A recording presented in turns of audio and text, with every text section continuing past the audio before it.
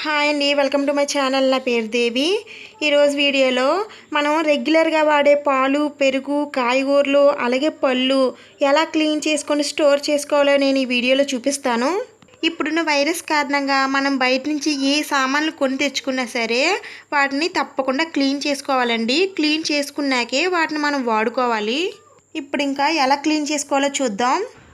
ఇక్కడ నేను పాలు, పెరుగు ప్యాకెట్లు క్లీన్ చేయడం కోసం ఒక గిన్నెతో వాటర్ తీసుకున్నానండి. అది కూడా ఆ వాటరు కొంచెం చల్లగా ఉండాలి. ఎందుకంటే ఇప్పుడు సమ్మర్ కదా, వేడి వాటర్ తీసుకోకూడదు. ఎందుకంటే పాలు విరిగిపోయే ప్రమాదం ఉంది. అందుకోసమని కొంచెం కూలింగ్ వాటర్ తీసుకోవాలి. ఇప్పుడు ఈ వాటర్లో హ్యాండ్ వాష్ కానీ లేదంటే సోప్ లిక్విడ్స్ ఉంటాయి కదండి, అదైనా వేసుకోవచ్చు. నేను ఇక్కడ హ్యాండ్ వాష్ తీసుకున్నాను కొద్దిగా. ఇప్పుడు దాన్ని కొంచెం ఈ వాటర్లో కలుపుకోవాలి. కలుపుకున్నాక పాలు, పెరుగు ప్యాకెట్స్ ఆ వాటర్లో పెట్టేయాలండి. పెట్టేసి ఒక 5 మినిట్స్ వరకు కదపకుండా అలా ఉంచేసేయండి. నెక్స్ట్ ప్యాకెట్స్ని రుద్దుతూ కడగాలండి. కడిగిన తర్వాత మళ్ళీ వేరొక బౌల్తో కొత్త నీళ్ళు తీసుకొని దాంట్లో ఈ ప్యాకెట్స్ వేసుకోవాలి. ఈ ప్యాకెట్స్ మీద కూడా చాలా దుమ్ము ధూళి ఉంటుందండి. అలాగే చాలామంది పట్టుకుంటారు కదా, అందుకోసం మనం ఇలా క్లీన్ చేసుకున్నాకే వాడుకోవాలి. ఈ వాటర్లో కూడా బాగా వాష్ చేసుకొని ఓ ప్లేట్లో తీసుకొని ఫ్రిడ్జ్లో స్టోర్ చేసుకోవచ్చండి. లేదంటే నేనైతే వెంటనే ఇలా పాలు ఒక గిన్నెలో వేసుకొని మరగబెట్టేసుకుంటానండి. ఎందుకంటే ప్యాకెట్స్లో ఉంచడం అంత మంచిది కాదు. అలాగే మరగబెట్టుకున్నాక ఆ పాలు ఫ్రిడ్జ్లో స్టోర్ చేసుకోవచ్చు. అలాగే పెరుగు కూడా ఒక స్టీల్ బౌల్లో తీసుకొని ఫ్రిడ్జ్లో స్టోర్ చేసుకోవచ్చండి. నెక్స్ట్ ఫ్రూట్స్ క్లీన్ చేసుకోవడం కోసం నేను ఇక్కడ కొత్తగా వాటర్ తీసుకున్నానండి. ఇప్పుడు ఆ వాటర్లో 2 స్పూన్ల కల్లుప్పు వేసుకుంటున్నానండి. కల్లుప్పు లేని వాళ్ళు సాల్ట్ కూడా వేసుకోవచ్చు. ఈ ఉప్పు క్రిములను పోగొట్టడంలో చాలా బాగా ఉపయోగపడుతుందండి. నెక్స్ట్ పసుపు వేసుకుంటున్నాను. పసుపు అంటేనే యాంటీబయోటిక్ కదండి. ఈ పసుపు బ్యాక్టీరియాను తొలగించడంలో అమోఘంగా పనిచేస్తుంది. అందుకని దీన్ని వేయకుండా మాత్రం అస్సలు మానొద్దు. Next 1/2 teaspoon baking soda వేసుకుంటున్నానండి. బేకింగ్ సోడా లేని వాళ్ళు వంట సోడా అయినా సరే వాడచ్చు. ఈ బేకింగ్ సోడాలో కూడా క్రిములను సంహరించే గుణాలు ఉన్నాయండి. నెక్స్ట్ మీ దగ్గర వెనిగర్ ఉంటే వెనిగర్ కూడా వేసుకోవచ్చండి. నేను ఇక్కడ వేయట్లేదు. ఈ నీళ్ళు కూడా నేను చల్లగా ఉండే నీళ్ళే తీసుకున్నానండి ఫ్రూట్స్ కోసమని. ఫస్ట్ నేను స్కిన్ పల్చగా ఉండేవి క్లీన్ చేయడం కోసం తీసుకున్నానండి. ఇక్కడ కొన్ని ఫ్రూట్స్ అలాగే కొన్ని టమాటీలు తీసుకున్నాను. ఇవి కూడా వేసుకున్నాక 10 to 15 మినిట్స్ అలా వదిలేయాలండి. వదిలేసాక గట్టిగా రఫ్ చేస్తూ రుద్దకూడదు. ఎందుకంటే స్కిన్ పల్చగా ఉంటుంది కదండి. స్మూత్గా కడిగి వేరొక బౌల్లో కూడా వాటర్ తీసుకొని దానిలో కూడా కడగాలండి. కడిగిన తర్వాత మాత్రమే ప్లేట్లోకి తీసుకోవాలి. ఈ ఫ్రూట్స్ పైన, వెజిటేబుల్స్ పైన మన కంటికి కనిపించలేనంత క్రిములు ఉంటాయండి. వాటిని పోగొట్టాలంటే తప్పనిసరిగా ఈ విధంగా కడిగిన తర్వాతే మనం యూజ్ చేసుకోవాలి. ఇప్పుడనే కాదండి, ఎప్పుడు కూడా మనం కాయగూరలు కొన్ని వెంటనే ఇలా క్లీన్ చేసుకొని పెట్టుకుంటే అవి కూడా చాలా తాజాగా ఉంటాయి. మనం కూడా హెల్తీగా ఉంటామండి. చూడండి క్లీన్ చేసుకున్నాక ఎంత తాజాగా ఉన్నాయో.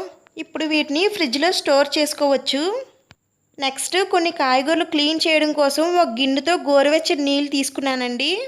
ఈ వాటర్లో కూడా కాస్త పసుపు, కాస్త ఉప్పు, కాస్త బేకింగ్ సోడా వేసుకొని బాగా కలుపుకోవాలి. కాయగూరలన్నీ వేసుకున్నాక వీటిని కూడా 15 మినిట్స్ వదిలేయండి. వదిలేశాక ఈ కాయగూరలు మాత్రం కొంచెం గట్టిగా రఫ్ చేస్తూ కడగాలి. ఇలా రఫ్ చేస్తూ కడగడం వల్ల దాని మీద ఉన్న బ్యాక్టీరియాని తొలగించుకోవచ్చు. పళ్ళు అలాగే కాయగూరలు బాగా పెరగడం కోసం వాటిపైన కొన్ని సేంద్రియ రసాయనాలు ఉపయోగిస్తుంటారు. వాటిని నేరుగా తీసుకోకుండా ఇలా వాష్ చేసుకొని తీసుకోవడం వల్ల ఆరోగ్యంగా ఉండొచ్చు.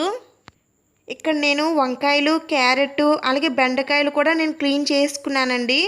2-3 సార్లు మంచినీళ్ళతో క్లీన్ చేసుకోవాలి. నెక్స్ట్ క్లీన్ చేసుకున్నాక కాటన్ క్లాత్ పైన కానీ లేదంటే ఏదైనా పేపర్ టవల్ అంటే న్యూస్ పేపర్స్ కూడా వాడచ్చు, వాటిపైన వేసుకోవాలి. నెక్స్ట్ నేను ఇక్కడ పచ్చిమిరపకాయలు క్లీన్ చేస్తున్నానండి. దానికన్నా ముందు ఆ పచ్చిమిరపకాయలు ఉన్న తొడుములు తీసేయాలి. అవి ఉంటే త్వరగా పాడయ్యే అవకాశం ఉంది. అందుకోసం ముందే వాటి తొడుములు తీసేసి నెక్స్ట్ ఈ పసుపు వాటర్లో క్లీన్ చేసుకోవాలి. ఈ వాటర్ని కూడా చేంజ్ చేసుకుంటూ ఉండాలండి. వాటర్ కనుక పాడైతే మళ్ళీ గోరువెచ్చని నీళ్ళు తీసుకోవాలి. అలాగే ఇంతకుముందు చెప్పినట్టు విధంగానే పసుపు, ఉప్పు, బేకింగ్ సోడా వేసుకొని మిగతా వెజిటేబుల్స్ని క్లీన్ చేసుకోవాలి. నెక్స్ట్ మళ్ళీ నేను మంచినీళ్ళు తీసుకున్నానండి. దానిలో కొద్దిగా పసుపు అలాగే కొద్దిగా ఉప్పు వేసుకున్నాను.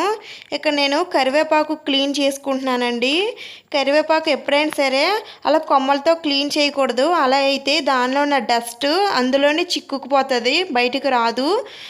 ఏం చేయాలంటే ఇప్పుడు ఆ కొమ్మలకు ఉన్న ఆకులు తీసేసి సపరేట్ చేసి ఇప్పుడు క్లీన్ చేసుకోవాలి.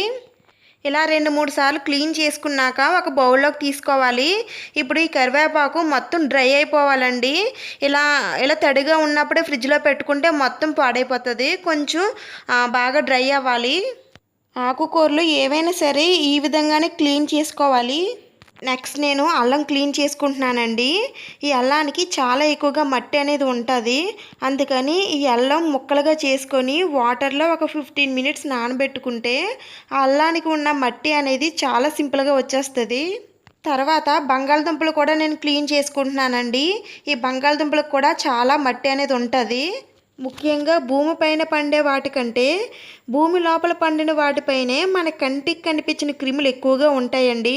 అందుకోసం వాటిని నేరుగా తీసుకోకూడదు. ఇలా శుభ్రం చేసుకున్న తర్వాతే వాటిని యూజ్ చేసుకోవాలి.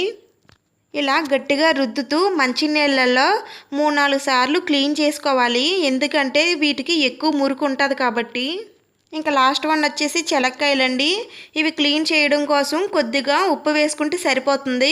ఈ వీటికి కూడా ఎక్కువగా మట్టి అనేది ఉంటుంది. అందుకోసం ఇవి కూడా ఒక 3-4 టైమ్స్ కడగాలండి. అన్నీ క్లీన్ చేసుకున్నాం కదండి. ఇప్పుడు వీటిని ఎలా స్టోర్ చేసుకోవాలో చూపిస్తాను. ముందుగా ఈ చెలక్కాయలు డ్రై అయిపోయాక ఫ్రిడ్జ్లో స్టోర్ చేసుకోవాలి. నెక్స్ట్ కరివేపాకు కూడా మరీ అంతగా తడి లేకుండా చూసుకొని ఒక బాక్స్లో వేసుకొని ఫ్రిడ్జ్లో స్టోర్ చేసుకుంటే చాలా రోజులు వస్తుందండి. నెక్స్ట్ ఇక్కడున్న కాయగూరలు కూడా డ్రై అయ్యేంత వరకు ఉంచవచ్చు. లేదంటే అదే టవల్తో అన్నీ తడి లేకుండా తుడుచుకొని ఒక కాటన్ బ్యాగ్లోకి తీసుకొని ఫ్రిడ్జ్లో స్టోర్ చేసుకోవచ్చు. ఇలా అన్నీ శుభ్రం చేసుకుని పెట్టుకున్నా కూడా నెక్స్ట్ మనం వండుకునేటప్పుడు కూడా ఇలా వాష్ చేసుకొని వండుకోవాలండి. నెక్స్ట్ బంగాళదుంపలు ఉల్లిపాయలు ఫ్రిడ్జ్లో పెట్టుకోకూడదండి. వాటిని బయటనే ఉంచుకోవాలి.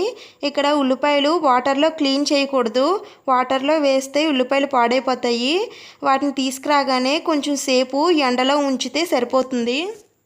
పళ్ళు అలాగే కూరగాయలు క్లీన్ చేయడానికి సోప్స్ కానీ డిటర్జెంట్స్ని కానీ అస్సలు యూజ్ చేయకండి.